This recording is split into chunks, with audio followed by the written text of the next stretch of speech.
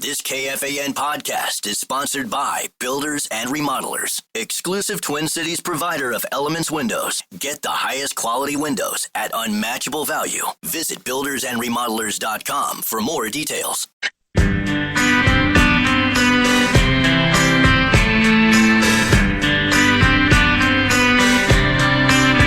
Comedian and podcaster Tom Segura is hitting the road. Catch him when he brings the Come Together Tour to XL Energy Center on Friday, April 18th. Don't miss out on this hilarious night of comedy. Enter for your chance to win a pair of tickets at KFAN.com. Keyword calendar. That's KFAN.com. Keyword calendar to enter today.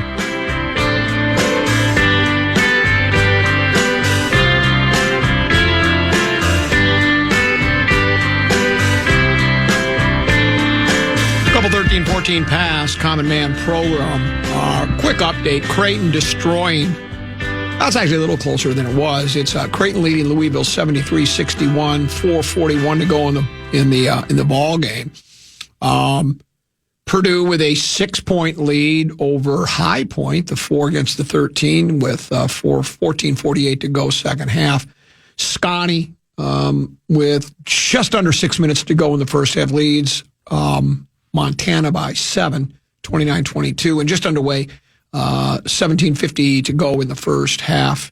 Brand new, it's Houston destroying. No, Houston's losing. Oh, upset alert! Houston losing to whoever it is they're playing right now, or it's 4-4 now, so it's 17 minutes, 17 and a half to go. Time for 5-3-4 in the fan. Time now for 5 questions. Well, actually 3, but 5 sounds like more than 4. Question number 1. Couple of more NFL rule change proposals. We talked about one, what the Lions were trying to propose yesterday. Obviously, the news is trickling out as every year it does when teams propose these new rule changes. One rule that was proposed is that the NFL could expand regular season overtime to 15 minutes and guarantee both teams the opportunity to possess the ball. The rule change was proposed by the Eagles, who said that overtime in the regular season should be more like overtime in the playoffs. Do you have any thoughts about an expanded 15-minute OT that guarantees both teams the ball? I know this has been a big topic of discussion in NFL circles over the last couple of years, these overtime rules, because I like the way you keep discussing it. You see me chewing. I can see you chewing. It's not my first rodeo, baby. Thanks for the slice of pizza. It's really good. Shout out to 7th Avenue and Meat Sauce. It's some saucy pizza. We thank Sauce for and 7th Avenue for providing us with a little lunch today. Though I'm having leftover chili on the final day. I'll have chili. I wrapped it up today. Well, I've been all along. I've never liked the way it's like. I was the commissioner of the Mid-America Football League many years ago. I've told you that story, haven't I? Yeah. And the best part of this championship game over at, I can't remember which, Carleton, I think it was. I don't remember which college it was. I left at halftime, and I was supposed to present the trophy. Well, the football was really bad. But anyway, so I understand football. And you understand making hard decisions. Yeah, and I would never have, well, that wasn't a hard decision to leave the stadium. It was really easy, to be honest. But, I've never liked when they had it where, I think at first, wasn't it just first team to score, whether it was a tutty or a figgy? Yeah, I think it was anything. And then they changed it. It had to be a figgy or a defensive score, I guess, would do it. I just don't like the sudden death angle of it at all. I don't know why it was so hard to just say, okay, let's do this. I mean, it's like everybody's afraid to have a draw in a game. We just don't want ties. And look at, what was the old saying? It's like kissing your sister. The stupidest thing I've ever heard. But anyway, so dumb. I always thought 10 minutes is fine. I would do 10 minutes, but you play it exactly like it's the fifth quarter. Right. It doesn't matter. Even if a team scores a tutty and then the other team doesn't, there's 4 minutes left in the game. The other team's got to run the clock out, man, or the other team's got to force. I don't know why they have to change it. Tend to be, and I talk about with hockey. They go from 5-on-5 to 3-on-3, and then they do a shootout in their never-ending effort to try to I don't know. It's so I would rather, that's closer to what I'd like to see. I don't know if they need to go to 15, but both teams should have a chance to possess the ball, even if the first team scores a tutty. Or if, let's say, it's a safety, or a pick six or something, is a defensive score, I still think they should play it out. So I like the direction they're headed anyways. Question number 2. Another proposed rule change was by our foes over in Wisconsin, the Green Bay Packers. They have proposed once again, I believe this has probably been proposed a couple times ever since this play was invented, but they're trying to ban the tush push popularized by the Eagles. Funny enough, the Packers did lose to the Eagles twice in 2024, although Jalen Hurts did not have a single rushing touchdown in either of those games. But the Packers looking to ban the tush push from play. Just curious about your thoughts about the tush push and its I don't particularly like it. I mean, I do think it's kind of it's more like a rugby play. I do think that Philadelphia has mastered it. What do they call the brotherly shove, which is great. And so, I had this debate with Teneby. He disagrees with me vehemently.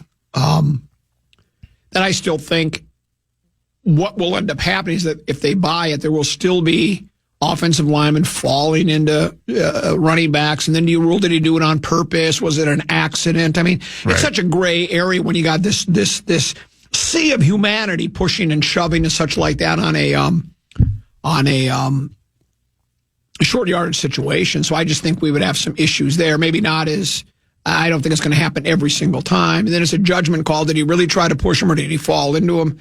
I don't really like the play because it's not really a play. But again, it seems like it would be hard to police to me a little bit. So let's say you're not going to have a guy push it from behind. Let's say the quarterback takes that step to the left and starts going and he gets inside all these players. How are you going to know if the center gave him a little nudge and that? So I don't know. I would just say figure out a way to stop it, but. That's a good point about the gray area. I'm with you. I don't love it from a aesthetic standpoint. It's not the most exciting play to watch as a football fan. But considering the fact that it is not unstoppable, because it's pretty much the Eagles and the Bills are the only ones that pull this off on a consistently successful with this play, and there's a significant drop between second and the rest of the league. So if it was truly unstoppable, no matter what, any team, I would maybe feel differently about it. But really, only 2 teams are super successable at it, so I don't feel like there's any need to ban it. I just think that's a little bit ridiculous. I'll go along with you. I'll second that. Thank you. Question number 3. A couple of sports history nuggets for you, Common, to see if it's got anything going in the synapses. On this day in 1989, the MLB announced that Reds manager Pete Rose would be under investigation for what we'd later find out to be gambling and sports betting and that whole shebang right there. Also in 1990, the LA Lakers retired Kareem Abdul-Jabbar's number 33. So any thoughts or reminiscences about Kareem and Pete Rose? 2 things. I've always, I'm on record as kind of rolling my eyes, shrugging my shoulders, and shaking my head when it comes to halls of fame and retiring numbers. We idolize and pedestalize these guys so much. We know they're great, but then we get to the board and we say, he was so good, no one can wear that number. It would desecrate it. Or we have to honor him. And it's okay that they do. If every league does it, all teams have retired numbers, and that's fine. But I kind of just roll my eyes, shrug my shoulders, and shake my head when it comes to the jersey retirements. But good for Kareem. I mean, if you're going to talk about people that deserve to have their jersey retired, he'd be one of them, obviously. I mean, the sky hook is one of the greatest shots. You talk about unstoppable. Skyhook is unstoppable as the tush push. I mean, he would just he'd get into the lane inside the paint, just do that little. Matter of fact, when I used to play pickup basketball with my buddies, we did it for a couple of years. We'd go over to the gym. Kennedy Park, I ran gyms, so we'd go over there, and I would wear my Nick Van Exel jersey or my Barkley jersey or my Jason Kidd jersey with the do-rag on, and I had shorts that went down to my ankles like the old NBA guys used to do, right? I love that you had a do-rag. Oh, I had a do-rag, yeah. And I would do the skyhook all the time because I just think it's a great shot. I don't know why. I've asked this question. No one's given me an answer. Why doesn't anybody do the sky hook? I think similar to what we were just talking about with the tush push. I think it's easier said than I don't think it's easy enough, like easily replicated. Okay, maybe that's I just like on a consistent basis. I'm sure lots of people can pull it off on, just one shot, but I don't think, obviously nobody's ever done it as well as Kareem did. And you have to have, certain, athletic traits like the long reach and the height that helps make it unstoppable. If you're, Luka Doncic, just not going to hit the same. In regards to Pete Rose, didn't he pass away in the last year? Yeah, he passed away. And I think less than a year ago. I think Dopey Don wanted to have him pardoned or exonerated so we could get into the Hall of Fame. And again, the Hall of Fame doesn't really mean much to me. Again, it's there. People love it. So many players will say, once they get into the Hall of Fame, they'll say, I'm overwhelmed with joy and happiness, and I'm honored, and I'm actually humbled by the award that my name will live in infamy. That whole thing. So good for them. Whether Rose belongs or not, I thought the suspension was. You just can't gamble on games, man. No. You just can't. There's and so if you don't. I just feel like he needed to be banned, and it had to be a lifetime ban. And, if you want to lift it now, and it doesn't matter to me anymore. I mean, you can let bygones. And he's not a serial killer. So it's, you can let bygones. It's not OJ. Yeah, right. So you can let bygones be bygones. The argument always was he wasn't betting on his own games with the Reds, which I guess we just have to take his word for. Right. I don't know. Or they also say that if he did, he only bet on them to win. Right. But the comeback to that would be, it's still the way you use your players could be affected by your bets. Let's say you bet on your team to win on the Saturday game, right? And you've lost that bet because you're down 9-2 in the seventh.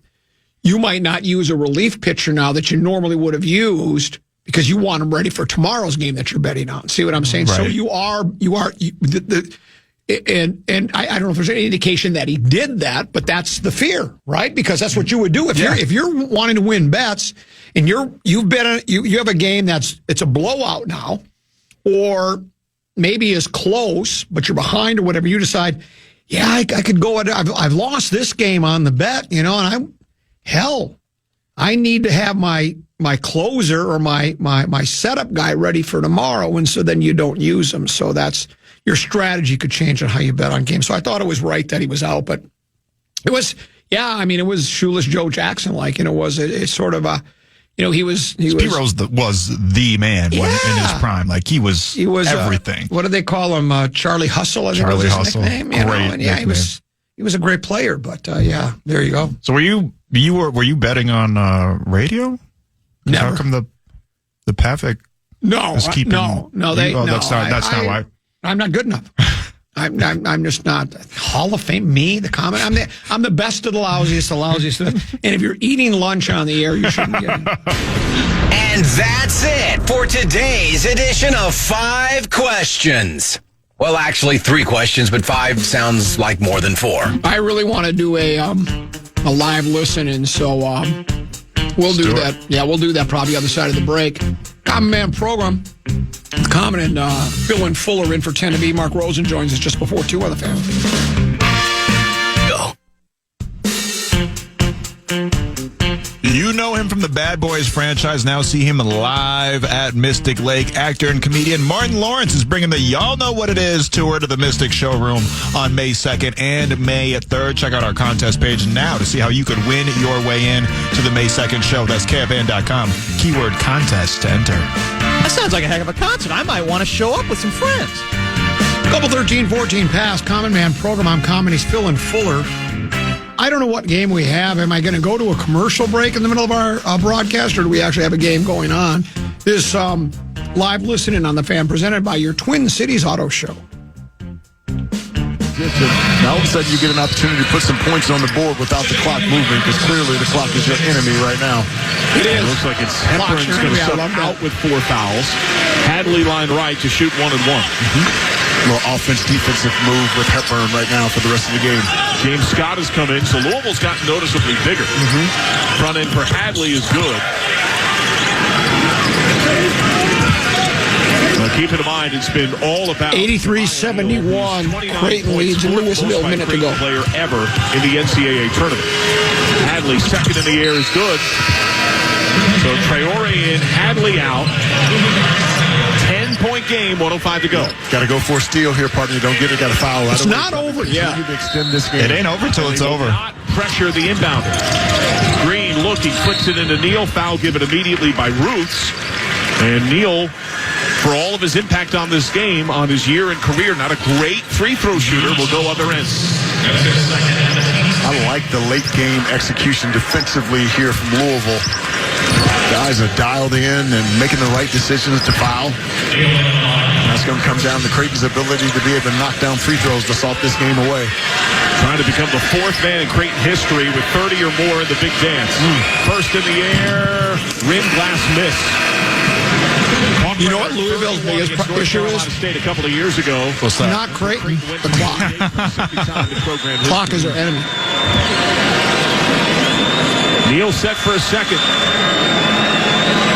It's in the air. And it hits Heel. A missed rebound. Green, Creighton ball. Kick out to Ashworth. They got a foul. And we'll get a whistle from the baseline. I think it's the clock issue. Timer probably should have got a 20. Yeah. Is me talking about myself worse radio than this basketball game? I mean, this game's over. I just had to finish my lunch. That's the reason I did it.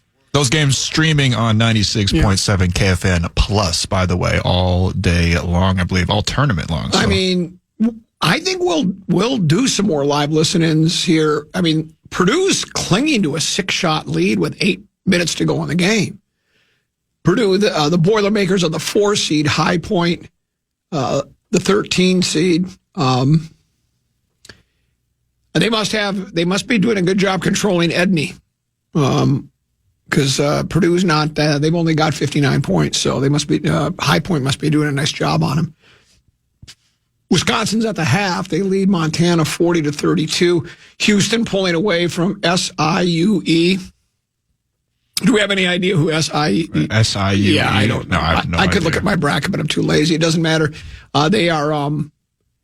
What do we call it? They are SIU Edwardsville Cougars. Oh. They are what we call. No, they're not the Cougars. They're the sacrificial lambs. I don't know where you came up with Cougars. And Creighton just pouring it on now. So. Yeah, this game's over. Yeah, this game's pretty much over. So we have, was it 2 final? No, this will be the first final of the day, right? I think so. Yeah, because this was the first tip-off. This one tipped off first, and then it was the High Point Purdue game tipped off shortly thereafter. So, this one's over. So why don't we do this? Let's take another break. We'll come back. I got some controversial Vikings news on the other side of the break. That's interesting. Plus, there are a couple of other nuggets that we can attend to before we bring Mark Rosen into the conversation. Rosen will join us just before 2 o'clock. This live listen-in on the Fan was presented by the Twin Cities Auto Show.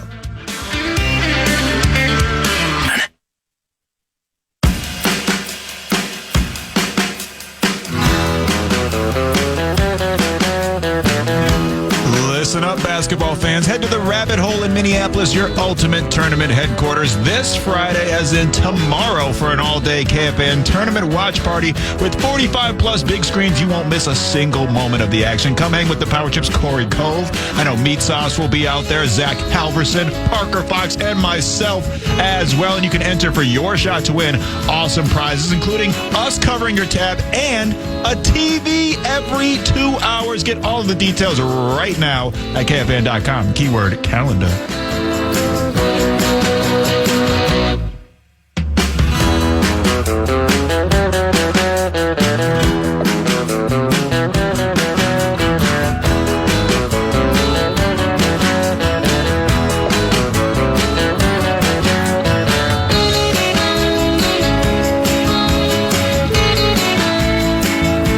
By the way, did you find a giveaway in the promo suite?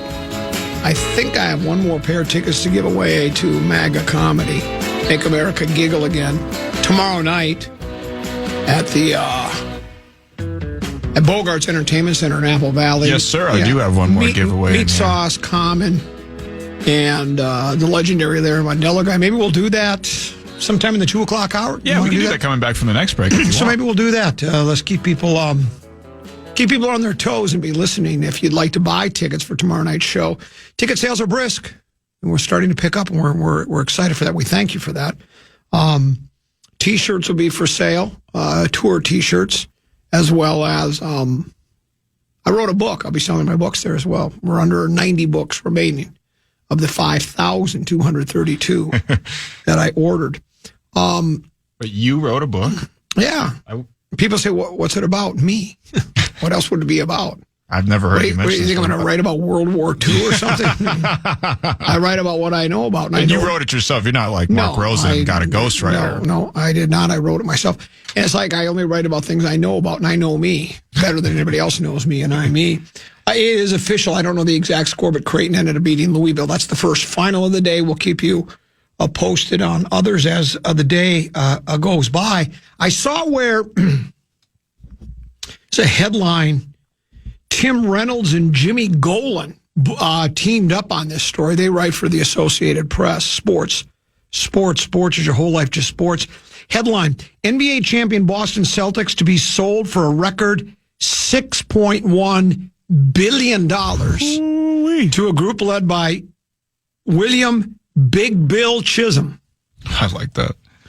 He's a private equity mogul. Of course he is. Of course he's a private equity mogul.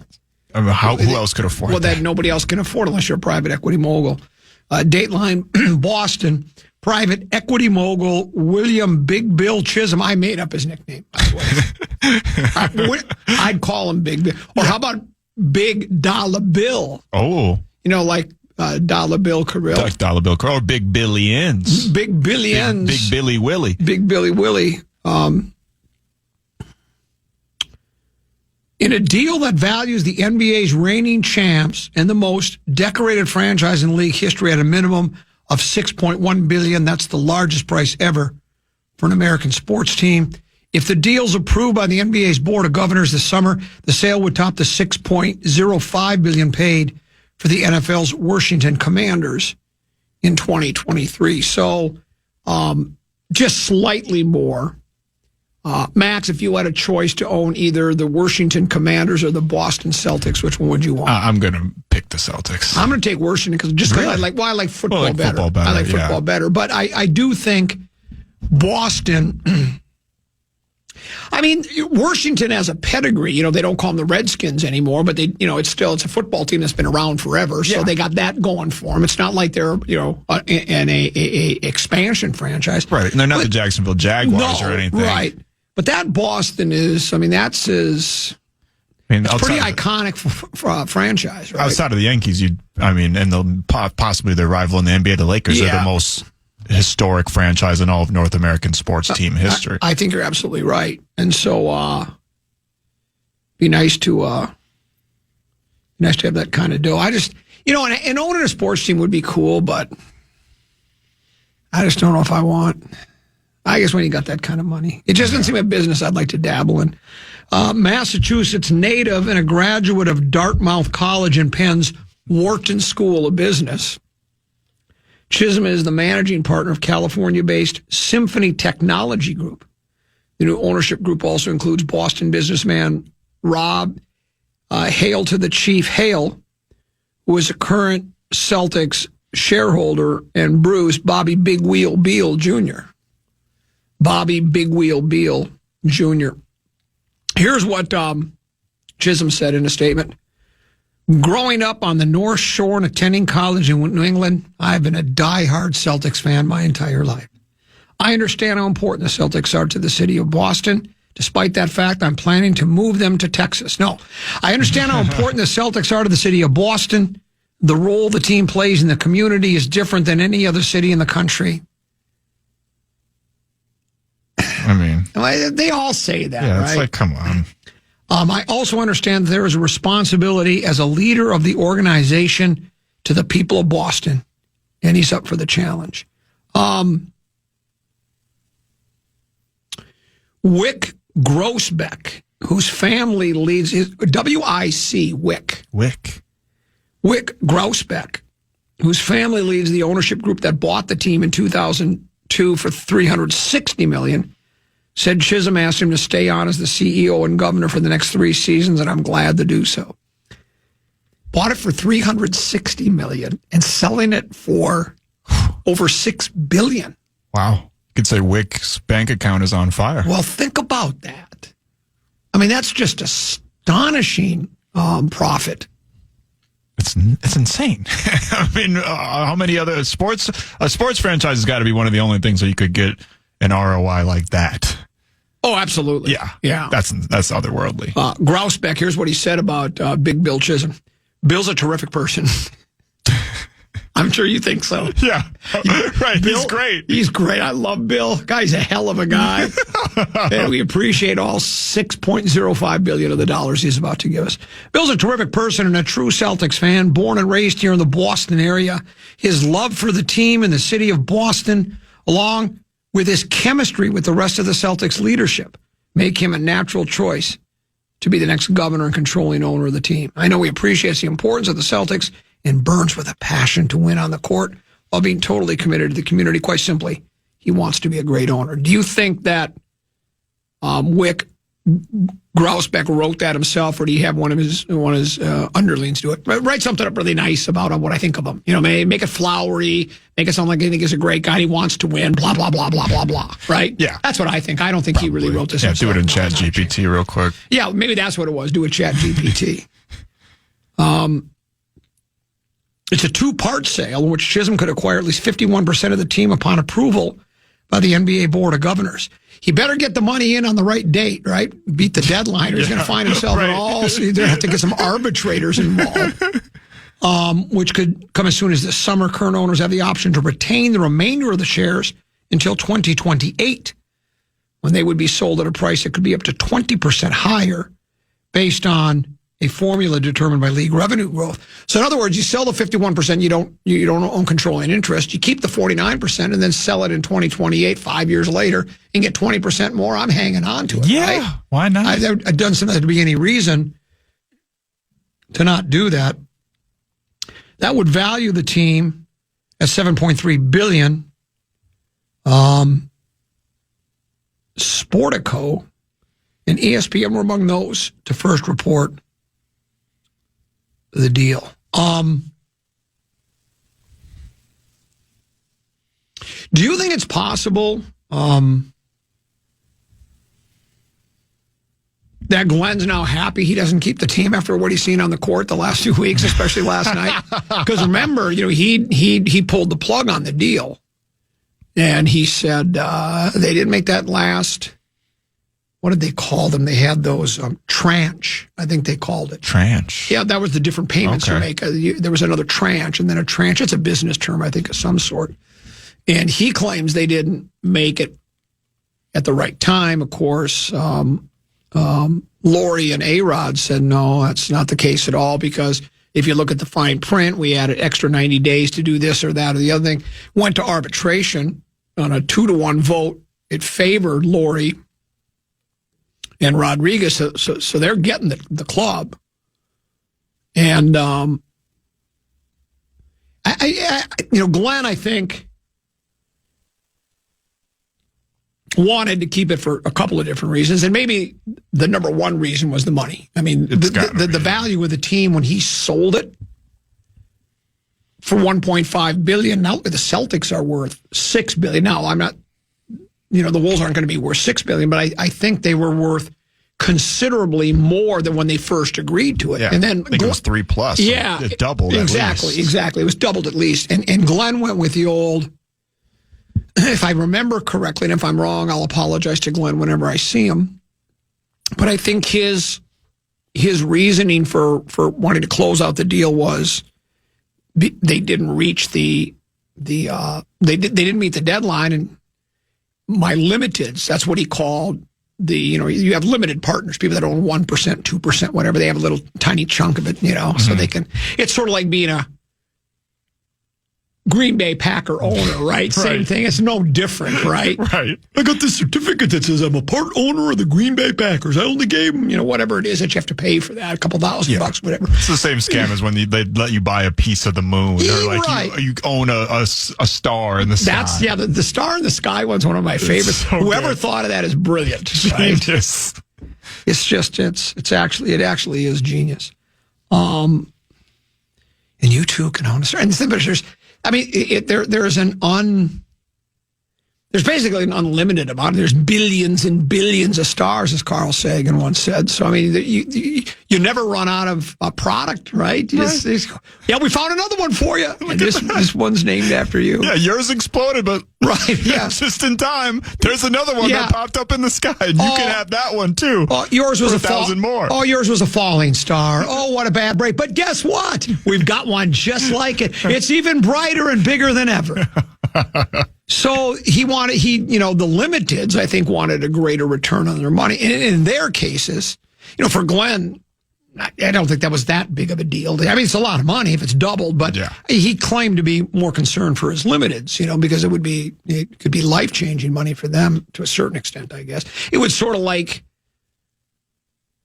being able to announce the 4th draft pick for the Minnesota Vikings at the draft party. It'd be a life-changing experience. Yeah. But the other thing too was, I think he was going, God, I've owned this team for like 30 years, and we've had 2 Western Conference Finals. The one last year was as much fun as I've ever. He's the Lynx have won some titles because he owns them too. But he's thinking, I sell the team and they win the NBA championship the next year? No chance. I want to enjoy that. And I guess to that extent, I don't blame him. But for sure. Yeah, so he's out, and we'll see what happens after that. But that's a whole, that's a boatload of money, over $6 nuts. billion. Then I saw this story. You fly occasionally. Matter of fact, more than occasionally. You just came back from a world tour it started in Tunisia. You're like a rock star. You started in Tunisia, then was it Malta? Yeah, Tunisia to Malta to Belgium to Amsterdam to Luxembourg to Paris to England. Back home. Sold out crowd, standing ovation. Oh yeah, they loved you. They're throwing panties at me everywhere I go. You were roses at my feet. You were the Tom Jones of that tour. Tom Frones, if you will. Tom Frones, I like that. Carmen Sandiego is what they call me. And they love you from sea to shining sea. They do. It's very similar to the Eras tour, just not as much money to be made. Not nearly as much money being made, but it's still almost that much money being spent. right. And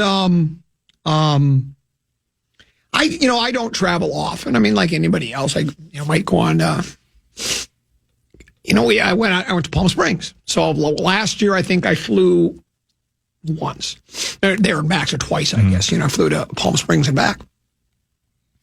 And I've never had a flight that's been, when you don't fly that often, the odds are that you have some kind of an issue with a flight. Doesn't happen very often, right? Where you have like bad turbulence. I remember when we were, the one time I went to Hawaii was during the pandemic, just when it was starting.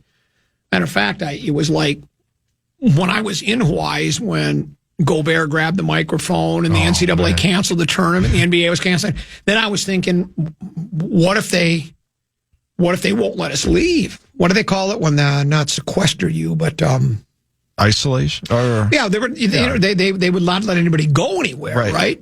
And then I thought to myself, well, if you have to stay holed up in Hawaii for 3 months, there's probably no better place to have to be, for right? Sure. But when we took the flight, we landed in the Big Island, I think, and then you take this quick little flight over to Maui. Mm-hmm. And that wind was blowing. I've never bounced that much in a plane, because if we were going to the windy side, I would recommend not staying on the windy side of Maui, but that's where we were headed, right? Right. But I've never, and I've had the occasional delay. I've never sat on the tarmac for hours at a time. And I've also never had the unruly passenger, which is completely the biggest fear, right? Yeah, and it's happening way more frequently. Here's another days. one that this just broke. Is today the 20th? Today is indeed the 20th. So this was yesterday. Man bites another passenger on Delta flight from Atlanta to Los Angeles. What? The FAA reported that the Airbus A350 landed safely at LAX around 11:45 in the morning following crew reports of a passenger disturbance. Dateline Los Angeles, an investigation has begun after a man allegedly attacked another passenger. That's according to the Federal Aviation Administration. The FAA reported that the Airbus 350 landed safely at LA International, or at LAX. Around 11:45, following crew reports of a passenger disturbance during the flight from Hartsfield-Jackson. While neither the airline or the FAA disclosed specific details about the incident or potential penalties, the LA Fire Department provided information. It says fire officials reported the flight crew described an adult male passenger who had to be restrained after allegedly biting one passenger and hitting others. Emergency personnel reported the disruptive passenger to a hospital for psychological evaluation before returning to examine the injured passenger. Delta Airlines issued a statement emphasizing their stance on disruptive behavior aboard their aircraft. Delta has zero tolerance for unruly behavior and worked with law enforcement authorities, blah, blah, blah. The FAA emphasized serious consequences for such behavior.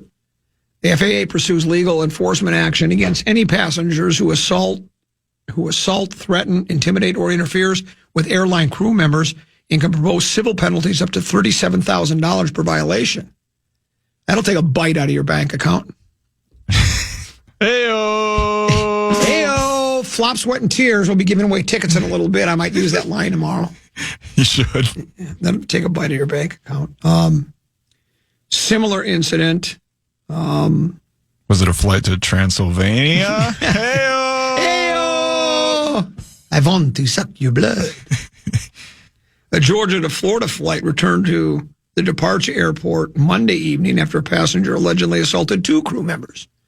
According to the federal court documents, 31-year-old DeLange Augustine now faces charges of interference with crew members. This occurred on an American Eagle flight from Savannah to Miami, which was carrying approximately 8 passengers and 5 crew members. So there's only 8 passengers and 5 crew members. How do you get in a disagreement or in a brouhaha with that few people? Right. I can understand full plane, you might bump into somebody you don't get along with, but my gosh. Court filings state the witnesses observed Augustine stomping, incoherently yelling, and shaking shortly after takeoff. Sounds like he might have some, he might need some long-term quarantine was the word I was looking for, by the way, quarantine. Yeah.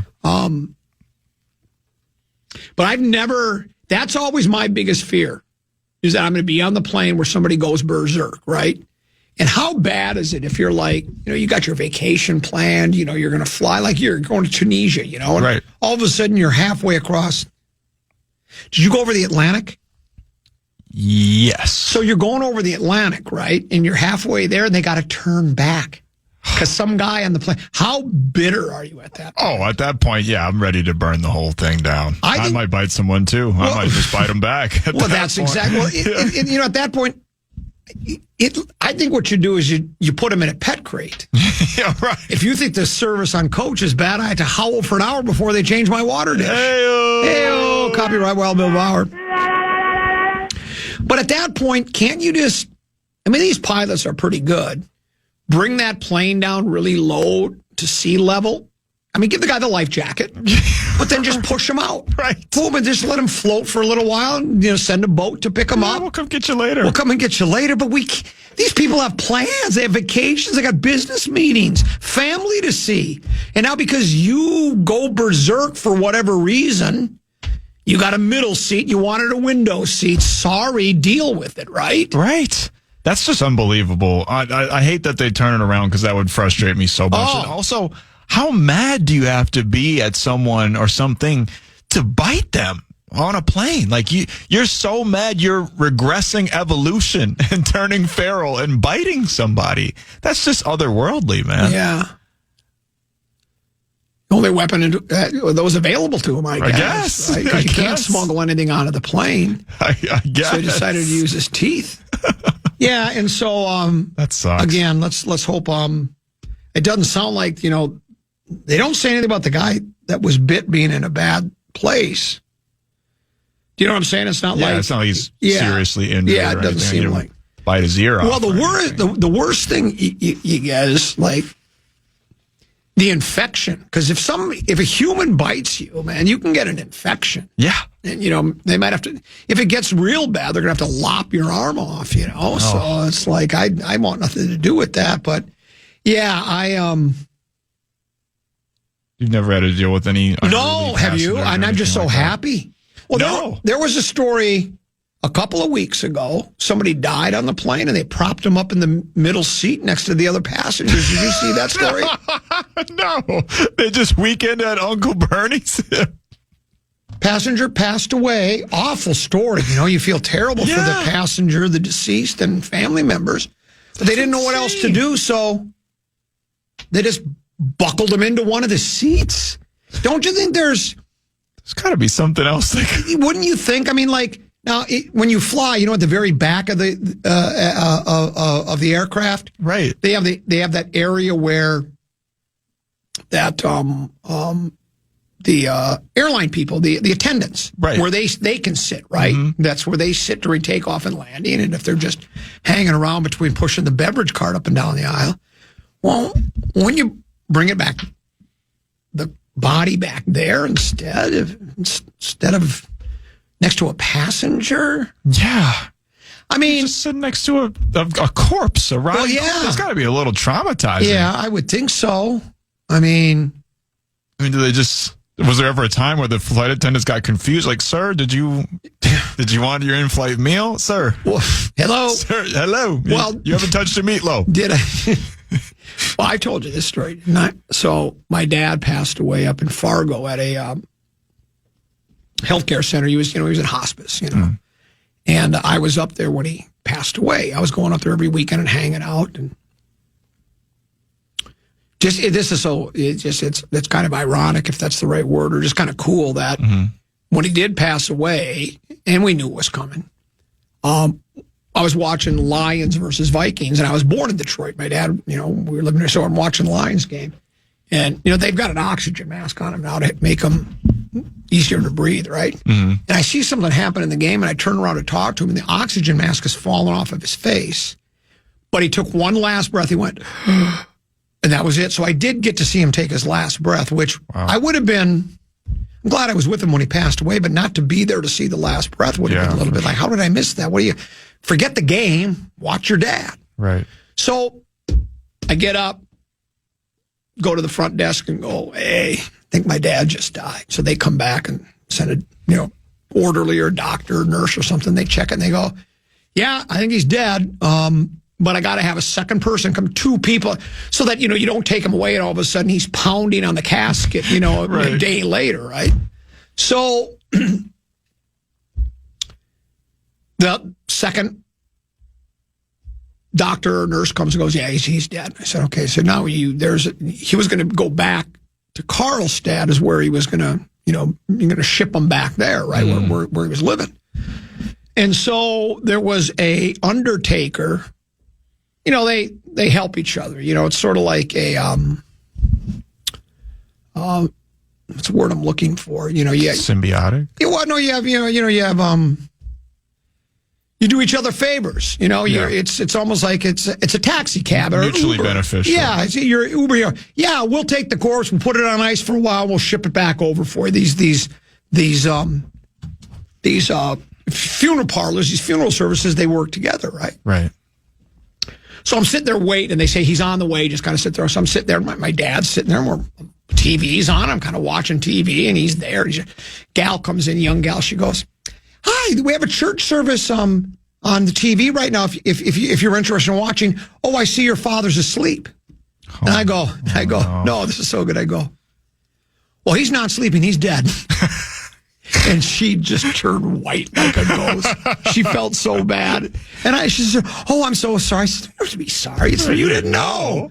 I just like matter-of-factly saying, no, he's not sleeping. He's dead. Yeah, he's dead. He's dead. Yeah, no big deal. So going back to what you had said earlier, and I did the long wind-up for that so I could get to 57. We'll break. We'll come back. Bro. The legendary Mark Rosen will join us next here on the Common Man program on The Fan.